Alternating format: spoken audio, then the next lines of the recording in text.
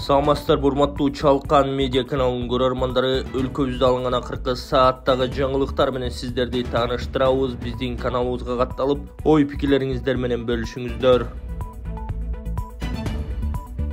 Валентина Шевченко чемпиондук курун коргоп калды. Ал Нью-Йорктогу тайлык Вейли Джан менен беттешти.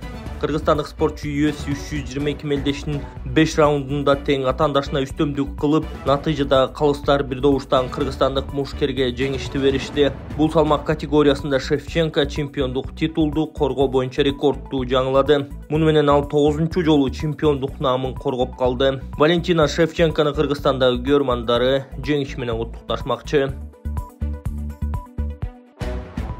Москва шаарында жашап жана эмгектенесизби? Медициналык кызматтар керек, бирок алар сизге кымбат жана сапатсыз сезилет. Умбем клиникалар тармагы сиздерге өз кызматтарын сунуштайт. Бүгүнкү күндүн талабына жооп берген заманбап жабдыктар менен кесипкөй дарыгерлер сиздерди күтөт. Бизде сиз стоматолог, тиш дарылоонун бардык түрлөрү, уролог, невролог, лор, терапевт, хирург, окулист, педиатр, УЗИ жана башка дарыгерлердин кеңешин алып дарылануу мүмкүнчүлүгү бар. Умбем клиникалар тармагы бул жогорку сапаттагы медициналык жабдыктар менен камсыз болгон профессионал дарыгерлер. Сиздердин ыңгайлуулук үчүн Умбем клиникаларынын Москва шаары боюнча 3 медициналык борбору иштейт. Өзүңүзгө ыңгайлуу даректи тандап медициналык кызмат алсаңыз болот. Ушул ай ичи бизге келип төмөндөгү кызматтарга арзандатуу менен медициналык кызмат алыңыздар. Ден соолугуңузга кам көрүүнү эртеңкиге калтырбаңыз. Умбем клиник Москва. Шайлоодо бир нерсе кылалы деген саботажбы президент аткаминерлерге кайрылды.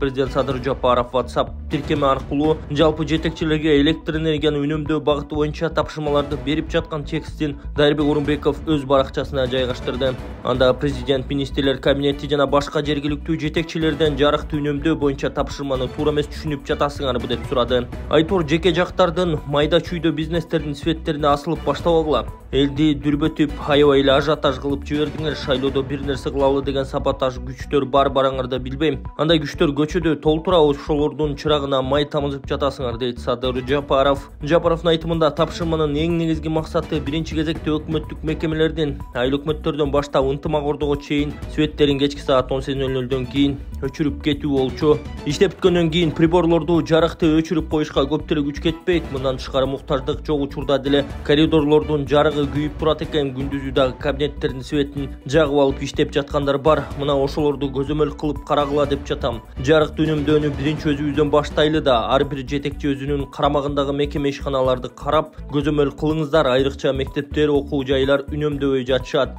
Облустагы өкүлдөр, акимдер айыл өкмөттөрдү, айыл өкмөттөр территорияңардагы мектеп, бала бакчаларды текшерип, күндө карап контроль кылып туруңуздар. Кимдин аймагында өкмөттүк имараттардын свети күйүп турса, аны иштебей жатат деп билебиз. Иштебеген жетекчилердин жоопкерчилиги каралат. Мамлекеттик мекеме ишканаларынын имараттарында, ынтымак-ордонун өзүндө дагы үнөмдөйлү. Жеке жактарга тийбегиле, коркпогула, энергия жетет. НЭСК министрлик менен кеңешпей туруп ызы-чуу кылып жиберди да, деди президент.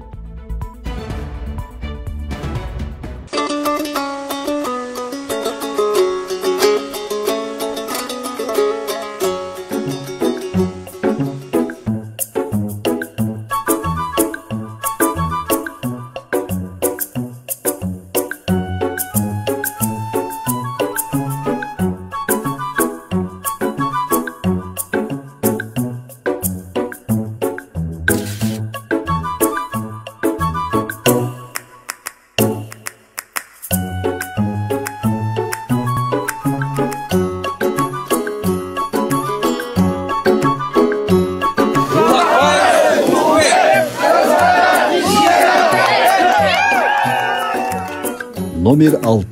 Узакбаев Улукбек. Сөзгө да, ишке да бек.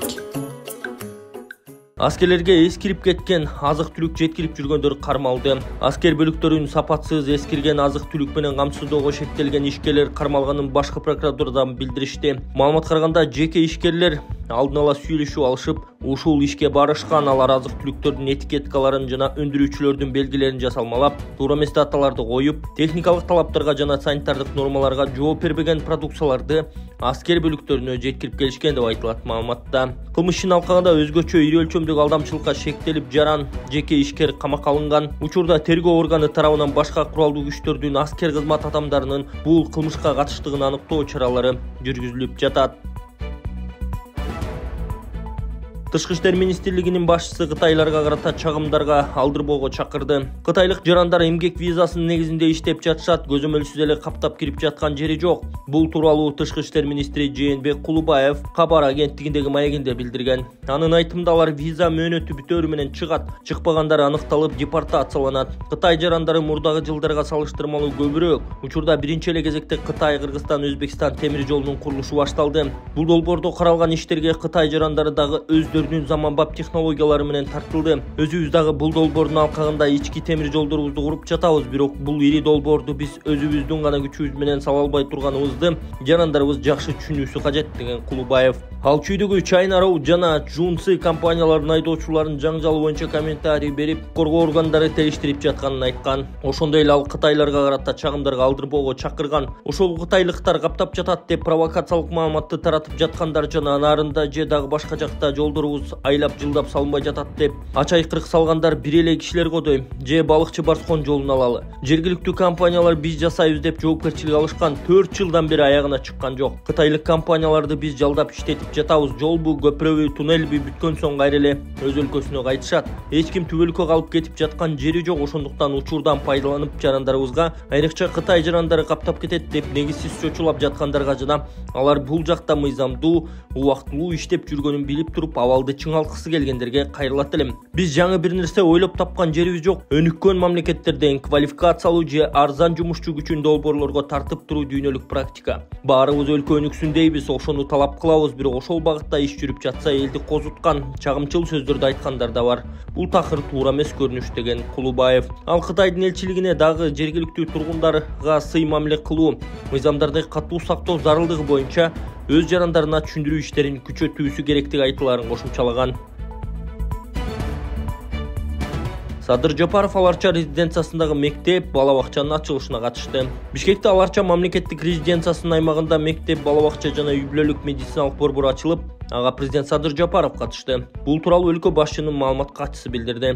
Жаңы мектеп 570, бала бакча 140 орундуу. Ал эми медициналык жай 40 миңдей жаранга ылайыкталган. Аталган жайлы резиденциянын тегерегинде жайгашкан калктуу пунктлардын элин тейлейт. Президент иш-чарада төмөнкүлөргө токтолду. Ушул жылдын 10 айында республикада 118 мектеп, бала бакчанын курулушу оңдоп түзүү иштери бүттү. Жыл аягына чейин дагы 32 мектеп пайдаланууга берилет. Бюджеттин эсебинен 25 оорукана, бейтапкана курулуп жатат, 22 объект оңдоп түзөлүүдө. 2026 жылы Бишкекте медициналык кызматтардын бардыгы бир жерден көрсөтүлө тургандай 5000 койкага ылайыкташылган медициналык шаарча курулат. Учурда мугалимдердин орточо айлыгы 26 000 сом. Ал эми келе жаткан жылдын 1 апрелинен тартып көбөйгөндөн кийин 40 000 сомдун тегерегин түзөт. Тоолуу аймактарда математика мугалиминин учурдагы эмгек акысы 65 809 сом, көбөйгөндөн кийин 80 860 сомду түзөт. Урматтуу кыргыз элим, чет өлкөгө операцияга чыгам. Жакында $15,000 керек болуп атат. Алла ыраазычылыгы үчүн жардам берип коюңуздар. Балдарым үчүн жашап келем. Ошондо эле кызыгы калбады. Акыркы күндөрү ушу балдарым эле жашап калдым дегендир. Менден карыз эмессиздер.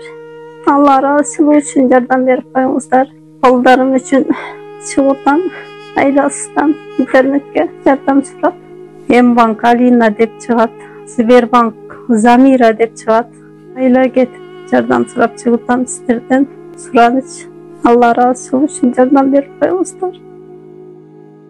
Манаскап турниринде кыргыз футболчулары ирандыктарды жеңди. Футбол боюнча Кыргызстандын олимпиадалык курамасы Манаскап турниринде ирандыктарды жеңди. Курманбек стадионунда болгон оюндун биринчи бөлүгү 0-0 менен жыйынтыкталган. Экинчи бөлүктө ирандыктар эсеп санын ачып, бирок оюндун акыркы мүнөттөрүндө Марлен Мурзахматов гол киргизип, эсеп санын теңеди. Кошумча мүнөттө Саид Дациев өз дараметин көрсөтүп, акшумкарлар жеңишти камсыздашкан. Натыйжада эсеп 2-1 менен аяктады. Белгилей кетсек, U23 курамасы буга чейин бул команда менен 2 жолу беттешип, бирөөндө тең чыкса, экинчисинде жеңилип калган. Эсиңизде эсиңиздерге салсак, Манаскау 2023 мелдешинин алгачкы беттешинде да олимпиадалык курама Бахрейнди 2-1 эсебинде уткан. Учурда турнирдик жадыбалда Россия менен Кыргызстан сап башында келе жатат. Кийинки беттеш 3 күндөн кийин болот. 10-ноябрда кыргызстандыктар россиялык спортчулар менен таймашат.